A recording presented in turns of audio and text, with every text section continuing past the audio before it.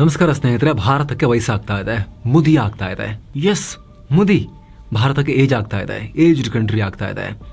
ಅರೆ, ಎಲ್ಲ ಭಾಷಣ ಮಾಡ್ತಿದಾರಲ್ರಿ, ಭಾರತ ಯುವ ರಾಷ್ಟ್ರ ಅಂತ ಹೇಳಿ, ಇದೊಂದು ವರದಾನ ಅಂತ ಹೇಳ್ತಿದಾರಲ್ವೇನ್ರಿ, ಏನ್ರಿ ಮಾತಾಡ್ತಿದಾರ ನೀವು ಅಂತ ನೀವು ಕೇಳ್ಬೋದು. ಆದರೆ ಸ್ನೇಹಿತರೆ, ಮುಂದಿನ ದಿನಗಳಲ್ಲಿ ಹಂತ ಹಂತವಾಗಿ ನಾವು ಈ ವರವನ್ನು ಕಳ್ಕೊಳ್ತಾ ಇದ್ದೀವಿ ಅನ್ನೋ ರಿಪೋರ್ಟ್ ಬಂದಿದೆ. ಕಾಲ ಕಳೆದಂತೆ ಭಾರತ ಮುದಿ ರಾಷ್ಟ್ರವಾಗ್ತಾ ಹೋಗ್ತಾ ಇದೆ ಅಂತ ವಿಶ್ವಸಂಸ್ಥೆಯ ಪಾಪ್ಯುಲೇಷನ್ ಫಂಡ್ ವರದಿಯಲ್ಲಿ ಹೇಳಲಾಗಿದೆ. ಹಾಗಿದ್ರೆ ಭಾರತಕ್ಕೆ ಹೀಗಾಗ್ತಿರೋದಕ್ಕೆ ಏನು ಕಾರಣ? ಇದರಿಂದ ಭಾರತ ಹೇಗೆ ಹೊರಬರಬಹುದು? ಭಾರತದ ಅಭಿವೃದ್ಧಿ ಪಾತಾಳಕ್ಕೆ ಹೋಗುತ್ತಾ ಇದರಿಂದ? ಚೀನಾ, ಜಪಾನ್ ತರ ಭಾರತವು ಮುದಿ ರಾಷ್ಟ್ರ ಅನ್ನೋ ಹಣೆಪಟ್ಟಿಯನ್ನು ಹೊತ್ಕೊಳ್ಳುತ್ತಾ ಮುಂದಿನ ದಿನಗಳಲ್ಲಿ. ಬನ್ನಿ ಕ್ವಿಕ್ ಆಗಿ ಇದನ್ನ ಅರ್ಥ ಮಾಡ್ಕೊಳ್ತಾ ಹೋಗೋಣ. ವೃದ್ಧ ದೇಶವಾಗುತ್ತಾ ಭಾರತ. 2050 ವೇಳೆಗೆ ಭಾರತದ ಜನಸಂಖ್ಯೆಯಲ್ಲಿ 20% ಜನ ವಯಸ್ಸಾದವರು ಇರ್ತಾರೆ ಅಂತ ವಿಶ್ವಸಂಸ್ಥೆ ಹೇಳಿದೆ. ಅಂದರೆ ದೇಶದ ಜನಸಂಖ್ಯೆಯಲ್ಲಿ ಕಮ್ಮಿ ಅಂದ್ರೂ 33 ಕೋಟಿಗಿಂತ ಹೆಚ್ಚು ಮಂದಿ 60 ವರ್ಷ ದಾಟದವರು ಇರ್ತಾರೆ ಅಂತ ಅಂದಾಜಿಸಲಾಗಿದೆ. ಇದು ಅಮೆರಿಕದ ಒಟ್ಟು ಜನಸಂಖ್ಯೆಗಿಂತಲೂ ಜಾಸ್ತಿ. ಅದರಲ್ಲೂ 5 ಕೋಟಿಯಷ್ಟು ಜನ 80 ವರ್ಷ ದಾಟದವರು ಇರ್ತಾರೆ. 2067ರಲ್ಲಿ ಭಾರತ ವಯಸ್ಸಾದವರ ಸಂಖ್ಯೆಯಲ್ಲಿ ಚೈನಾವನ್ನು ಕೂಡ ಹಿಂದಿಕ್ಕಿ ಮುಂದಕ್ಕೆ ಓಡುತ್ತೆ ಅನ್ನೋ ದೊಡ್ಡ ಆಘಾತಕಾರಿ ವಿಚಾರವನ್ನು ಹೊರಹಾಕಿದೆ ರಿಪೋರ್ಟ್. ಇದೇ ಕಾರಣಕ್ಕೆ ಇತ್ತೀಚೆಗೆ ಕೇಂದ್ರ ಸಂಸದೀಯ ಸಮಿತಿ ಆಯುಷ್ಮಾನ್ ಭಾರತ್ ಕಾರ್ಡ್ ವಯಸ್ಸಿನ ಮಿತಿಯನ್ನು 70ರಿಂದ 60 ವರ್ಷಕ್ಕೆ ಇಳಿಸುವ ಬಗ್ಗೆ ಕೂಡ ಪ್ರಸ್ತಾವನೆ ಇಟ್ಟಿದೆ. ಜೊತೆಗೆ ಇನ್ಶೂರೆನ್ಸ್ ಕ್ಲೇಮ್ ಮೊತ್ತವನ್ನು 5 ಲಕ್ಷದಿಂದ 10 ಲಕ್ಷಕ್ಕೆ ಡಬಲ್ ಮಾಡೋ ಬಗ್ಗೆ ಕೂಡ ಚಿಂತನೆ ನಡೆಸಲಾಗ್ತಾ ಇದೆ. ಯಾಕೆ ಹೀಗಾಗ್ತಾ ಇದೆ ಭಾರತಕ್ಕೆ? ನಿರಂತರವಾಗಿ ಜನಸಂಖ್ಯೆ ಜಾಸ್ತಿ ಆಗ್ತಾನೆ ಇರೋದು ಹೌದು. ದೇಶದಲ್ಲಿ 10 ವರ್ಷಕ್ಕೆ ಒಂದ್ಸಲ ಜನಗಣತಿ ನಡೆಯುತ್ತೆ. 2011ರಲ್ಲಿ ಜನಗಣತಿ ನಡೆದಾಗ ಭಾರತದ ಜನಸಂಖ್ಯೆಯಲ್ಲಿ 120 ಕೋಟಿಯಷ್ಟು ಲೆಕ್ಕ ಸಿಕ್ಕಿತ್ತು. 2021ರಲ್ಲಿ ನಡೆಯಬೇಕಾಗಿದ್ದ ಜನಗಣತಿಯನ್ನ ಕೊರೋನಾ ಕಾರಣದಿಂದಾಗಿ ಮುಂದಕ್ಕೆ ಹಾಕಲಾಯಿತು.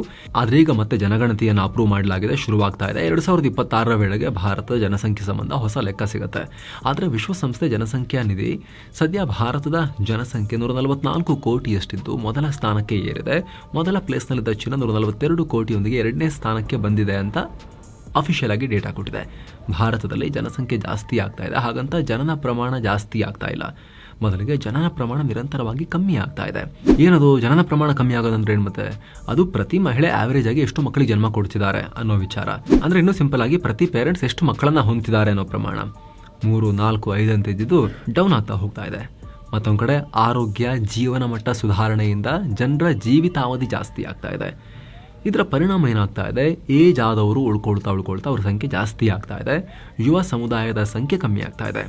1990ರ ದಶಕದಿಂದ ಭಾರತ 1 ಬೇಕು 2 ಸಾಕು ಅನ್ನೋ ಫ್ಯಾಮಿಲಿ ಪ್ಲಾನಿಂಗ್ಗೆ ಒತ್ತು ಕೊಡ್ತು. ಕಡ್ಡಾಯ ರೂಲ್ಸ್ ಇಲ್ಲದೆ ಹೋದ್ರೂ ಕೂಡ ಅದನ್ನೊಂದು ರೀತಿ ಮೈಂಡ್ ಸೆಟ್ ಮಾಡ್ತಾ ಬಂತು. 2 ಸಾಕು, ನಾವಿಬ್ಬರು, ನಮಗಿಬ್ಬರು ಅಂತೆಲ್ಲ. ಅದರಲ್ಲೂ ಕೂಡ ಆರ್ಥಿಕ ಅಭಿವೃದ್ಧಿ, ಶಿಕ್ಷಣ ಎಲ್ಲ ಚೆನ್ನಾಗಿ ಇಂಪ್ರೂವ್ ಆದ ದಕ್ಷಿಣ ಭಾರತದಲ್ಲಿ ಜನ ಇದನ್ನು ಇನ್ನೂ ಚೆನ್ನಾಗಿ ಪಾಲಿಸಿದ್ರು. ಇದು ಕೂಡ ಈಗ ಭಾರತದಲ್ಲಿ ವಯಸ್ಸಾದವರ ಸಂಖ್ಯೆ ಹೆಚ್ಚಾಗೋಕೆ ಕಾರಣ ಆಗ್ತಾ ಇದೆ. ಅಭಿವೃದ್ಧಿಯಲ್ಲಿ ಹಿಂದೆ ಬೀಳುತ್ತಾ ಭಾರತ.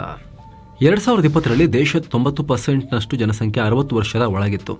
ಕಳೆದ 30 ವರ್ಷಗಳಿಂದಲೂ ಭಾರತ ನಿರಂತರವಾಗಿ ಅಭಿವೃದ್ಧಿ ಹೊಂತ ಸಾಗ್ತಾ ಇದೆ. ಅಂದರೆ ಅದಕ್ಕೆ ಯುವ ಜನಸಂಖ್ಯೆ ದೊಡ್ಡ ಪಾತ್ರವನ್ನು ಕೊಡ್ತಾ ಬಂದಿದೆ. ಯುವ ದೇಶ ಆಗಿರೋದ್ರಿಂದ ದೇಶದಲ್ಲಿ ಲೇಬರ್ ಫೋರ್ಸ್ ಅಂದರೆ ದುಡಿಯೋ ಕೈಗಳು ಜಾಸ್ತಿ ಇದ್ವು. ಕುತ್ಕೊಂಡು ತಿನ್ನೋ ಬಾಯಿಗಳಿಗಿಂತ ದುಡಿಯೋ ಕೈಗಳು ಜಾಸ್ತಿ ಇದ್ವು. ಇದರಿಂದ ಅಭಿವೃದ್ಧಿ ಹೊಂದ್ತಾ ಇದ್ದ ಭಾರತಕ್ಕೆ ತುಂಬ ಪ್ಲಸ್ ಆಯಿತು. ಕಡಿಮೆ ದುಡ್ಡಿಗೆ ಕೆಲಸಕ್ಕೆ ಜನನೂ ಸಿಗ್ತಾ ಇದ್ರು. ಇದರಿಂದ ಹೊಸ ಹೊಸ ಕಂಪನಿಗಳು ಭಾರತದ ಕಡೆಗೆ ಬರೋಕ್ಕೆ ಶುರು ಮಾಡಿದ್ವು. ಆದರೆ ವಯಸ್ಸಾದವರ ಸಂಖ್ಯೆ ಜಾಸ್ತಿ ಆದರೆ ಕೆಲಸ ಮಾಡೋರ ಸಂಖ್ಯೆ ಕಮ್ಮಿ ಆಗುತ್ತೆ. ಇದರಿಂದ ಲೇಬರ್ ಶಾರ್ಟೇಜ್ ಆಗಿ ವೇತನ ಜಾಸ್ತಿ ಆಗುತ್ತೆ. ಇದರಿಂದ ಕಂಪನಿಗಳು ಭಾರತದಿಂದ ಖಾಲಿ ಮಾಡಿಕೊಂಡು ಹೊರಗೆ ಓಡಿ ಹೋಗ್ತವೆ. ಅವಲಂಬಿತರ ಸಂಖ್ಯೆ ಕಮ್ಮಿ ಇದ್ದಾಗ ದುಡಿಯೋ ವ್ಯಕ್ತಿಯ ಖರ್ಚು ಕಮ್ಮಿ ಇತ್ತು. ಉಳಿತಾಯ ಮಾಡ್ತಾ ಇದ್ದ, ಹೂಡಿಕೆ ಮಾಡ್ತಾ ಇದ್ದ. ಇದರಿಂದ ಫೈನಲಿ ದೇಶದ ಭವಿಷ್ಯ ಕೂಡ ಒಳ್ಳೆ ಕಡೆಗೆ ಸಾಗ್ತಾ ಬಂದಿದೆ. ಆದರೆ ಈಗ ವಯಸ್ಸಾದವರ ಸಂಖ್ಯೆ ಜಾಸ್ತಿ ಆದರೆ ದುಡಿಯೋ ಕೈಗಳು ಕಮ್ಮಿಯಾಗಿ ಅವ್ರನ್ನ ಅವಲಂಬಿಸಿದ ಕೈಗಳು ಜಾಸ್ತಿ ಆಗ್ತವೆ.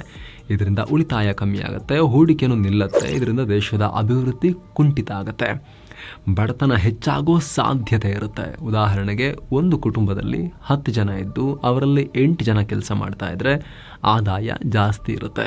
ಅದೇ 10 ಜನರಲ್ಲಿ ದುಡಿಯೋರ ಸಂಖ್ಯೆ 4ಕ್ಕೆ ಇಳಿದು 6 ಜನ ಅವಲಂಬಿತರಾದರೆ ಆದಾಯ ಕಮ್ಮಿಯಾಗಿ ಉಳಿತಾಯ ಸಾಧ್ಯ ಆಗಲ್ಲ, ಬಡತನ ಎದುರಾಗುತ್ತೆ. ಅಮೆರಿಕ ಸೇರಿದಂತೆ ಜಗತ್ತಿನ ಶ್ರೀಮಂತ ದೇಶಗಳು ಲೇಬರ್ಸ್ ಇಲ್ಲದೆ ಇದ್ರೂ ಕೂಡ ಕಡಿಮೆ ಕೂಲಿ ಇರೋ ಬೇರೆ ದೇಶಗಳಿಂದ ಕಾರ್ಮಿಕರನ್ನ ಕರೆಸಿ ಕೆಲಸ ಮಾಡಿಸ್ತಾರೆ. ಆದರೆ ಭಾರತ ಇನ್ನೂ ಅಭಿವೃದ್ಧಿ ಹೊಂದುತ್ತಾ ಇರೋ ಹಂತದಲ್ಲಿದೆ. ಹೀಗಿರುವಾಗ ಬೇರೆ ದೇಶಗಳಿಂದ ಕರೆಸುವಷ್ಟು ಲಕ್ಸುರಿ ನಮ್ಮ ಹತ್ರ ಇರೋದಿಲ್ಲ, ಅಷ್ಟು ಶ್ರೀಮಂತರಲ್ಲ ನಾವು. ಏನೋ ಸ್ನೇಹಿತರೆ, ವರದಿಯಲ್ಲಿ ಮುಂದುವರಿಯುವ ಮುನ್ನ seven signs tourism company Kashi ಅಯೋಧ್ಯೆಗೆ ಮತ್ತೊಂದು ಟ್ರಿಪ್ ಆಯೋಜನೆ ಮಾಡಿದೆ. Kashi Ayodhya Triveni Sangam 3 night 4 days trip. ಇದು ಆಫರ್ ಪ್ರೈಸ್ ಕೇವಲ 32,500 ರೂಪಾಯಿ. ಪ್ಯಾಕೇಜ್ ನಲ್ಲಿ ಫ್ಲೈಟ್ ಟಿಕೆಟ್ಸ್ ಇರುತ್ತೆ, 3 star hotel stay, all meals, ದೇವರ ದರ್ಶನ, AC ಟ್ರಾನ್ಸ್ಪೋರ್ಟ್ ವ್ಯವಸ್ಥೆ, ಬೋಟಿಂಗ್ ಮತ್ತು auto charges, 24/7 Kannada tour manager ಹಾಗೂ ಹಿರಿಯ ನಾಗರಿಕರಿಗೆ ವಿಶೇಷ ಕೇರ್ ಇರುತ್ತೆ. ಹೊರಡೋ ದಿನ ಜೂನ್ 25ನೇ ತಾರೀಕು. ಕೆಲವೇ ಸೀಟುಗಳು ಲಭ್ಯ. ಆಸಕ್ತರು ಈ ಕೂಡಲೇ ಕಾಲ್ ಮಾಡಿ ನಿಮ್ಮ ಸೀಟನ್ನ ಕೂಡ ಬುಕ್ ಮಾಡಿ. ಬನ್ನಿ ಈಗ ವರದಿಯಲ್ಲಿ ಮುಂದುವರಿಯೋಣ. ಚೀನಾ ಜಪಾನ್ ವಯಸ್ಸಿನ ಸಮಸ್ಯೆ. ಚೀನಾದಲ್ಲಿ ಜನಸಂಖ್ಯೆ ಏರಿಕೆ ತಡೆಯೋಕೆ 1980ರಲ್ಲಿ ಒಂದು ಮಕ್ಕಳ ನೀತಿ ಜಾರಿಗೆ ತರಲಾಯಿತು. ಒಂದಕ್ಕಿಂತ ಹೆಚ್ಚು ಮಕ್ಕಳು ಹೊಂದುವಂತಿಲ್ಲ ಅಂತ ಕಡ್ಡಾಯ ಮಾಡಲಾಯಿತು. ಆದರೆ ಕಾಲ ಕಳೆದಂತೆ ಚೀನಾದಲ್ಲಿ ಜನನ ಪ್ರಮಾಣ ಕಮ್ಮಿ ಆಯಿತು. ಮತ್ತೊಂದು ಕಡೆ ಆರೋಗ್ಯ ಸೌಲಭ್ಯಗಳಿಂದಾಗಿ ಮರಣ ಪ್ರಮಾಣ ಕೂಡ ಕಮ್ಮಿ ಆಗ್ತಾ ಹೋಯಿತು. ಜನರ ಜೀವಿತಾವಧಿ ಜಾಸ್ತಿ ಆಯಿತು. ಇದರಿಂದ ಚೀನಾದಲ್ಲಿ ವಯಸ್ಸಾದವರ ಸಂಖ್ಯೆ ಜಾಸ್ತಿ ಆಗೋಕ್ಕೆ ಶುರುವಾಗಿ ಸುಮಾರು ಟೈಮ್ ಆಗಿದೆ ಈಗ.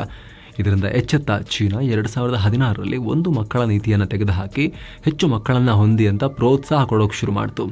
ಪ್ರೋತ್ಸಾಹ ಧನ ಕೊಡ್ತೀವಿ, ದುಡ್ಡು ಬೇಕಾದ್ರೆ ಕೊಡ್ತೀವಿ, ಜಾಸ್ತಿ ಮಕ್ಕಳು ಮಾಡ್ಕೊಳ್ಳಿ ಅಂತ ಘೋಷಣೆ ಮಾಡ್ತು.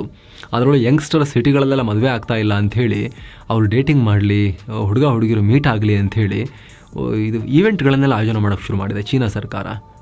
ಯುವ ಜನತೆ ಬಂದು ಮೀಟ್ ಆಗಬೇಕು, ಅವ್ರ ನಡುವೆ ಪ್ರೀತಿ ಪ್ರೇಮಾಂಕುರ ಎಲ್ಲ ಆಗಿ ಅವ್ರ ಮಕ್ಕಳನ್ನ ಹೆರಬೇಕು ಅಂತ ಹೇಳಿ ಮಾಡೋಕ್ಕೆ ಚೀನಾ ಈವೆಂಟ್ಗಳನ್ನು ಆಯೋಜನೆ ಮಾಡೋದು ಶುರು ಮಾಡಿಬಿಟ್ಟಿದೆ. ಆ ಪರಿಸ್ಥಿತಿ ಬಂದಿದೆ, ಬ್ರೋಕರ್ ಕೆಲಸ ಮಾಡೋ ಪರಿಸ್ಥಿತಿ ಬಂದಿದೆ ಚೀನಾ ಸರ್ಕಾರಕ್ಕೀಗ.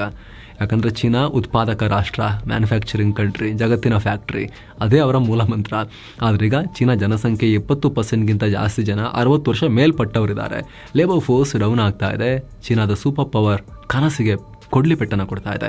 ಮತ್ತೊಂದು ಕಡೆ ಕೆಲಸಗಾರರಿಗೆ ಫೇಮಸ್ ಆಗಿದ್ದ ಜಪಾನ್ನಲ್ಲಿ 30%ನಷ್ಟು ಜನ 60 ವರ್ಷ ದಾಟಿದವರಿದ್ದಾರೆ. ಈಗ ರೋಬೋಟ್ಗಳ ಮೊರೆ ಹೋಗ್ತಿದ್ದಾರೆ, ಕೆಲಸ ಮಾಡೋಕ್ಕೆ ಮೈಯಲ್ಲಿ ಶಕ್ತಿ ಇಲ್ಲ ಅಂತ. ಜೊತೆಗೆ ಇದರಿಂದ ಜಪಾನ್ ಅಭಿವೃದ್ಧಿ ವೇಗ ಕೂಡ ಕುಂಠಿತ ಆಗ್ತಾ ಇದೆ. ರೋಬೋಟ್ಗಳು ಇನ್ನೂ ಕೂಡ ಮನುಷ್ಯರ ಥರ ಕೆಲಸ ಮಾಡೋದನ್ನು ಪೂರ್ತಿ ಕಲ್ತಿಲ್ಲಲ್ಲ, ಹಾಗಾಗಿ ನೋಡ್ಬೇಕು ಮುಂದೆ ಏನಾಗುತ್ತೆ ಅಂತ. ಭಾರತ ಈ ಸಮಸ್ಯೆಯನ್ನು ಎದುರಿಸೋದು ಹೇಗೆ? ಭಾರತದ ಟೋಟಲ್ ಫರ್ಟಿಲಿಟಿ ರೇಟ್ ನಿರಂತರವಾಗಿ ಇಳಿತಾನೆ ಇದೆ. ಅದರಲ್ಲೂ ಒಂದು ಬೇಕು 2 ಸಾಕು ಅನ್ನೋ ನೀತಿಯನ್ನು ಕಟ್ಟುನಿಟ್ಟಾಗಿ ಪಾಲಿಸಿದ್ದು ಸೌತ್ ಸ್ಟೇಟ್ಸ್. ಹೀಗಾಗಿ ದಕ್ಷಿಣ ಭಾರತದ ಸುಮಾರು 5 ರಾಜ್ಯಗಳ TRF total fertility rate 1.6ರಷ್ಟಿದೆ.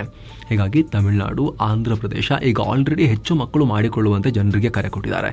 China, ದಕ್ಷಿಣ ಕೊರಿಯಾ ಮತ್ತು ಜಪಾನ್ ಕೂಡ ಈ ರೀತಿ ಹೆಚ್ಚು ಮಕ್ಕಳು ಮಾಡಿಕೊಳ್ಳುವಂತೆ ಪ್ರೋತ್ಸಾಹ ಕೊಡ್ತಾ ಇದ್ರು ಕೂಡ. ರಷ್ಯಾ ಕೂಡ ಪುಟಿನ್ ಅಂತೂ ಲಕ್ಷಾಂತರ ರೂಪಾಯಿ ಕೊಡ್ತೀನಿ ಜಾಸ್ತಿ ಮಕ್ಕಳನ್ನ ಹೆತ್ತವರಿಗೆ ಅಂತ ಹೇಳಿ ಪ್ರೈಸ್ ಎಲ್ಲ ಇಡ್ತಾ ಇದ್ದಾರೆ. 10 ಮಕ್ಕಳನ್ನ ಹೆತ್ತುಕೊಡಿ ಅಂತೆಲ್ಲ ರಷ್ಯನ್ ಮಹಿಳೆಯರಿಗೆ ಫೋರ್ಸ್ ಮಾಡ್ತಿದ್ದಾರೆ ಪುಟಿನ್. ಅವ್ರಿಗೇನು ಯುಕ್ರೇನ್ ಕದನಕ್ಕೆ ಜನ ಸಾಕಾಗ್ತಿಲ್ಲ ಅಂತ ಅನ್ಸಿದೆಯೇನೋ ಗೊತ್ತಿಲ್ಲ. ಮತ್ತೊಂದು ಕಡೆ ಈ ಸಮಸ್ಯೆಯನ್ನು ಭಾರತ ಹೇಗೆ ಫೇಸ್ ಮಾಡಬಹುದು ಅನ್ನೋ ಪ್ರಶ್ನೆ ಎದುರಾಗುತ್ತೆ. ಅದಕ್ಕೆ ಕೆಲವೊಂದು ಪರಿಹಾರ ಇಲ್ಲಿದೆ ನೋಡಿ.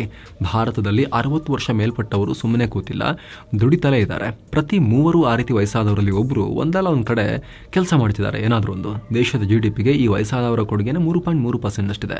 60 ವರ್ಷ ಮೇಲ್ಪಟ್ಟವರು ನಡೆಸ್ತಿರೋ ಬಿಸ್ನೆಸ್ಗಳು ದೇಶದ 6 ಕೋಟಿಯಷ್ಟು ಯುವಕರಿಗೆ ಕೆಲಸನೂ ಕೊಟ್ಟಿವೆ.